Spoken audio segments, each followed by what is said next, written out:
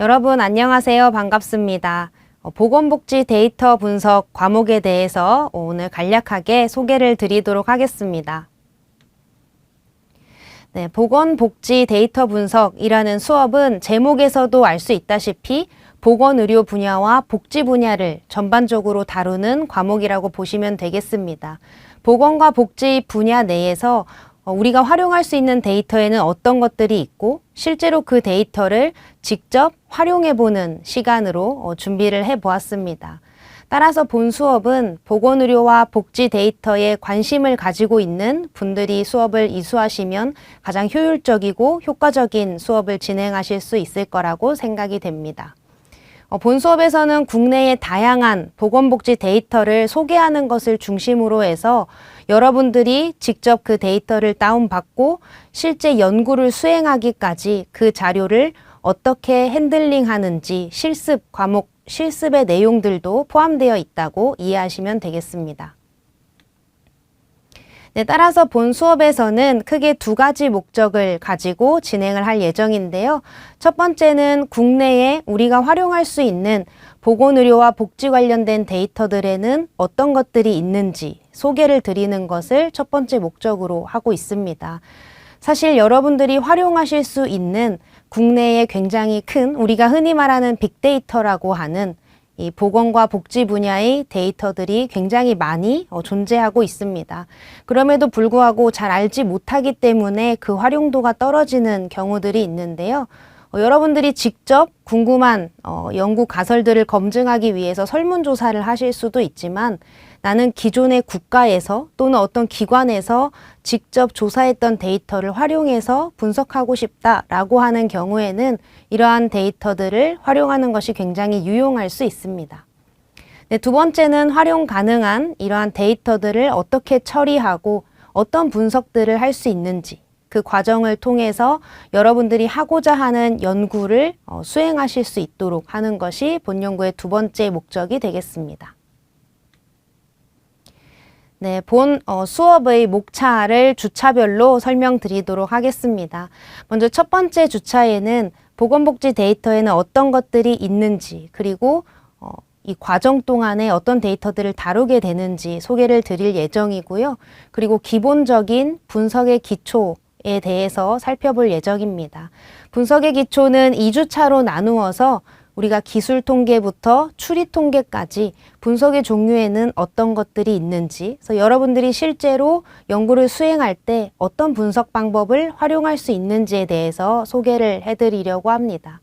3주차부터 본격적으로 국내의 보건복지 관련된 데이터들을 소개하고 다루는 시간을 가져볼 텐데요.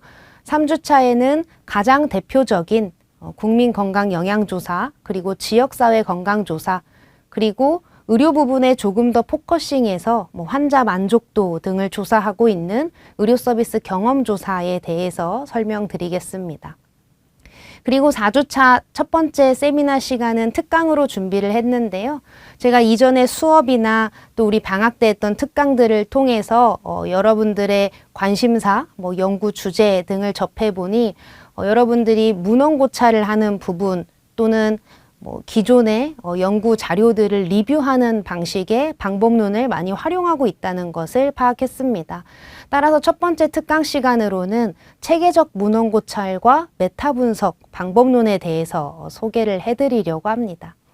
5주차에는 다시 자료로 넘어와서 우리나라의 보건, 의료, 복지 분야의 가장 대표적인 패널 조사인데요. 패널 조사라는 것은 해마다 동일한 사람들을 추적 관찰하는 자료라고 보시면 되겠죠. 그래서 그 대표적인 자료인 의료 패널 조사 그리고 복지 패널 조사에 대해서 설명드리겠습니다.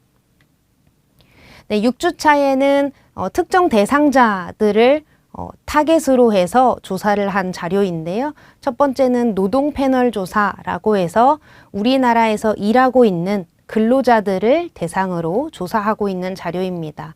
그래서 그 자료하고 그다음에 노인들을 대상으로 조사를 하고 있는 고령화 연구 패널 조사에 대해서 소개해 드리도록 하겠습니다. 네, 다음 7주차 시간은 특강으로 진행이 되는데요. 여러분들 중에서 의료기관에 종사하고 계신 분들의 경우에는 실제로 졸업을 준비하시거나 논문을 준비하실 때 내가 일하고 있는 병원의 데이터를 직접 활용하시는 경우들이 있습니다. 따라서 의료기관의 임상자료를 어떻게 다루고 활용하는지도 굉장히 중요한 포인트라고 볼 수 있겠는데요. 그래서 7주차 시간에는 의료기관의 임상 데이터를 어떻게 활용할 것인지 전문가분을 모시고 특강을 진행하도록 하겠습니다. 네, 다음으로 중간고사 이후부터 9주차는 다시 두 번째 세미나 시간이 되겠는데요. 이때에도 특강으로 수업을 진행해 보려고 합니다. 이 9주차 시간에는 보건의료 분야에서 우리가 이야기하는 방법론 중에 하나로 경제성 평가라는 것을 수행하게 됩니다. 이 경제성 평가라는 것은 특히 여러분들 중에서 보건 사업에 관심이 있으신 분들이 계시다면 이 사업을 운영하는 데 있어서 얼마나 효과적이냐, 경제적으로 얼마나 효율적인 사업인지를 평가하기 위한 방법이라고 보시면 되겠습니다. 그래서 우리가 일반적으로 어떤 기관에서 예를 들면 보건소나 또는 의료기관에서 어떤 의료 사업을 하게 될 때 그 사업을 시작하기 전에 이것이 투자하는 데에 우리가 투자를 해도 될 것인지 타당도를 검증하고자 하거나 또는 이미 사업을 수행하고 나서 이 사업이 얼마나 효과적이었고 효율적이었는지를 평가하기 위해서 사용되는 방법이라고 보시면 되겠습니다. 그래서 경제성 평가에 대해서도 수업을 진행해 볼 예정입니다.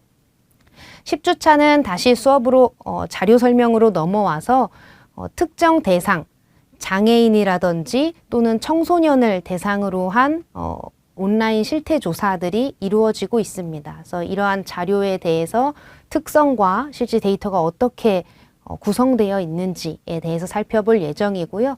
그뿐만 아니라 이제 최근에는 디지털 문화에 대해서 사람들이 많은 관심을 갖다 보니 이 디지털 정보에 대해서도 국가에서 조사를 하기 시작했습니다.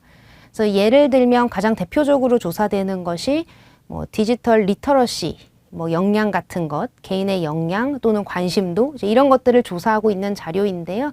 이 자료에 대해서도 한번 함께 살펴보도록 하겠습니다.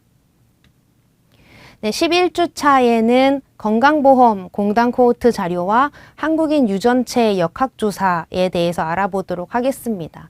지금 우리가 살펴본 데이터들 중에서 가장 큰 용량을 차지하고 있는 가장 많은 표본을 차지하고 있는 빅데이터 자료라고 볼 수 있겠는데요. 이 건강보험공단에서 전 국민이 의료 이용한 것을 파악해서 그것을 데이터화 시킨 것이기 때문에 실제로 우리가 원하는 대상자 또는 원하는 정보의 전수조사를 할 수도 있고요. 또는 그 대상자 전체 모수 중에서 10% 또는 2%만 뽑아서 표본을 가지고 분석을 할 수도 있습니다. 그렇지만 이 경우에는 아마 실질적으로 실습을 하기는 어려울 수도 있는데요. 데이터를 우리가 기존에 우리가 가지고 있는 컴퓨터에서 분석을 할 수 있도록 데이터를 다운받을 수 있는 형식이 아니라 분석실로 방문을 해서 직접 분석을 해야 하는 그런 시스템으로 현재는 운영을 하고 있기 때문에 제가 그런 접근성 그리고 방법 절차 등에 대해서 설명을 드리려고 합니다. 12주차는 특강으로 진행이 될 예정인데요. 지역사회 생태 연구에 대해서 설명을 드리겠습니다. 우리가 일반적으로 분석을 할 때는 개인 단위에서 연구를 하는 경우가 많습니다. 연령에 따라서 우울증이 얼마나 증가하는지 또는 개인들의 노동 강도에 따라서 건강 수준이 얼마나 달라지는지 이제 이러한 것들은 개인 단위의 주제라고 볼 수 있는데요. 우리가 연구를 할 때는 개인뿐만 아니라 지역 단위에서 연구를 할 수도 있습니다. 예를 들면 서울 지역에 비해서 수도권이 아닌 도서산간 지역의 의료 접근성이 떨어진다라는 것을 입증하고 싶을 때는 개인 단위가 아니고 지역 단위로 분석을 하게 되죠. 그때 활용할 수 있는 분석 방법을 우리가 생태 연구라고 하는데요. 가장 대표적인 방법론이 바로 GIS라고 들어보셨을지 모르겠는데요. 지도화해서 지도에서 색깔의 차이를 두고 그 결과를 보여주는 그러한 분석 방법입니다. 그래서 많이 사용되고 있는 방법론이기 때문에 여러분들께 소개해드리고 싶어서 한 주 구성을 하였습니다. 그리고 마지막 세미나 시간에는 여러분들이 그동안 배워온 데이터를 활용해서 나는 어떠한 연구를 하고 싶다라고 하는 것을 계획하셨다면 연구 계획서를 발표하는 시간을 가져보고 서로의 의견을 피드백해보는 시간을 가져보려고 합니다. 그리고 마지막 14주차 시간에는 암 데이터를 어떻게 활용할지에 대해서 살펴보려고 하는데요. 우리나라에는 국립암센터가 있기 때문에 이 국립암센터에서는 우리나라의 그러니까 전 국민의 암 환자들을 대상으로 다양한 데이터들을 확보하고 있습니다. 그래서 이러한 부분에서 우리가 충분히 영구적으로 활용할 수 있는 부분이 있기 때문에 혹시 암이라는 질병에 관심을 가지고 있으신 분들이라면 국립암센터에서 제공하는 암 데이터를 활용하실 수가 있죠. 그래서 이 주제를 가지고 국립암센터의 분석실 센터에서 근무하고 계시는 전문가분을 모시고 특강을 진행해 보려고 합니다. 네, 이렇게 해서 수업 구성에 대해서 설명을 드렸고요. 마지막으로 이제 기말고사까지 하면 15주차가 완료되겠습니다. 네, 그렇다면 여러분들이 궁금해하실 평가 방법에 대해서 설명드리도록 하겠습니다. 중간고사, 기말고사는 모두 레포트 형태로 이루어질 예정이고요. 이 레포트에 관련해서는 제가 제출을 하시기 전에 강의실에 구체적으로 항목들을 설명드리도록 하겠습니다. 네, 다음으로는 토론이 20% 차지하고 있는데요. 토론도 진행하기에 앞서서 제가 강의실에 토론의 주제에 대해서 사전에 설명을 드리고 안내를 드리도록 하겠습니다. 그리고 출석과 세미나 실시간 수업 참여도가 각각 10% 차지하고 있습니다.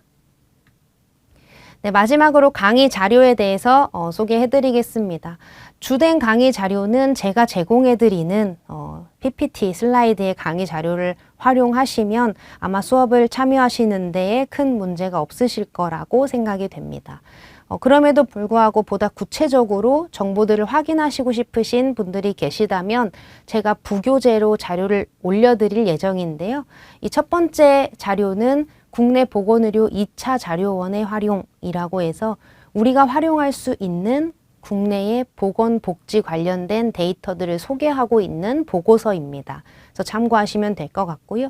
그 외에 우리가 특강으로 진행하는 그 주제들로 체계적 문헌고찰이라는 분석 방법론에 대한 매뉴얼, 그리고 이 비용 산출과 관련해서 경제성 평가에 대한 매뉴얼도 참고로 업로드를 해두겠습니다. 네, 이렇게 해서 보건복지 데이터 분석 과목에 대해서 소개를 해드렸는데요. 이 수업을 통해서 여러분들이 실제로 연구를 하시는데 많은 도움이 되실 수 있기를 바랍니다. 그럼 수업에서 뵙겠습니다.